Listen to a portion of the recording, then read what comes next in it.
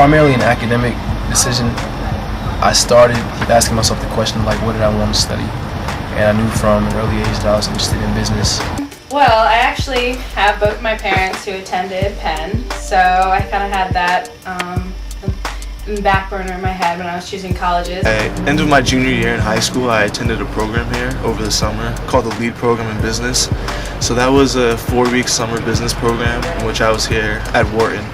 I got a lot of advice from teachers in my high school and college advisors who told me that Penn was like a really good school. You know, when you make your list, you have first choice, second choice, backups.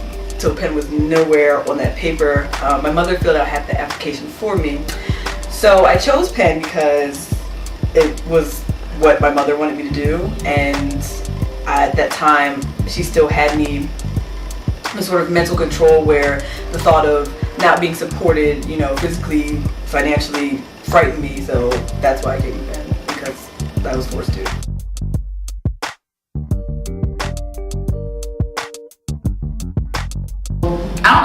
I would say I don't think they do much. I think their name speaks for them, and we do all we need to do to get here. I was recruited for track, and also when I came on my recruiting visit, I fell in love with the school.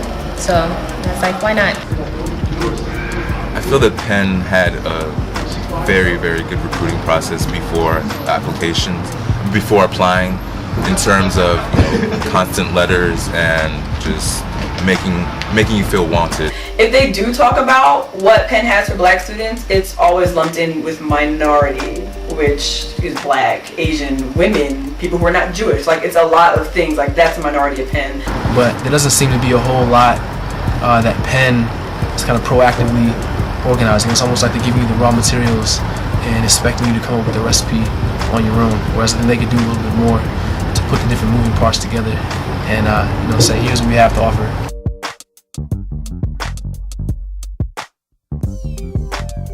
I pay for Penn on my own. I think finances has been probably the biggest struggle for me.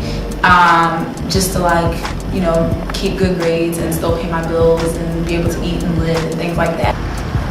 I'm fortunate to come from a financially stable environment in which, you know, it's not necessary for me to have, you know, financial aid or loans and that sort of thing.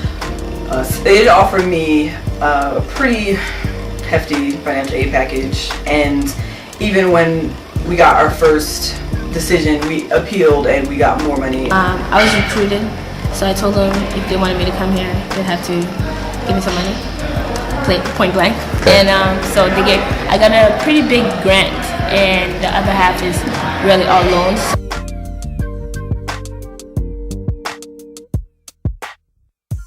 If you're the type of person that will take the initiative to, you know, join a program or to attend a seminar or take certain classes, Penn is a place for you.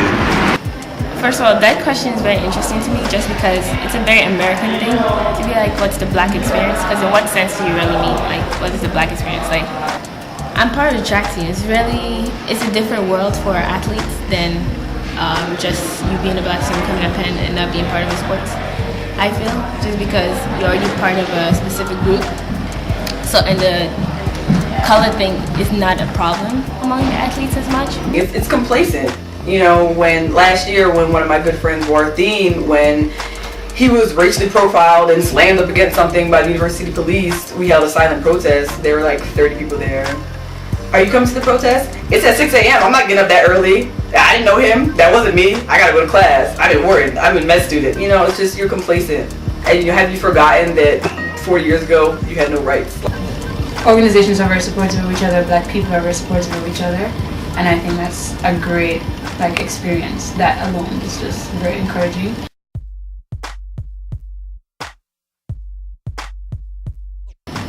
It would be good if they could look out for more science professors that are colored. I think it's, you know, small things like having more African American professors on campus.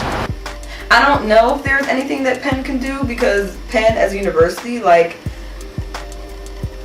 at the core of it, behind all the politically correct, like, we love diversity, I just think it's, you know, the number 4 school in the country, and it's not really so much to help me or you. I feel like, you know, it's necessary that, you know, in the future years, the university does more to show their support of the Black community. And It's important to see people of like race doing the things that you hopefully want to do, or even just doing positive things in general.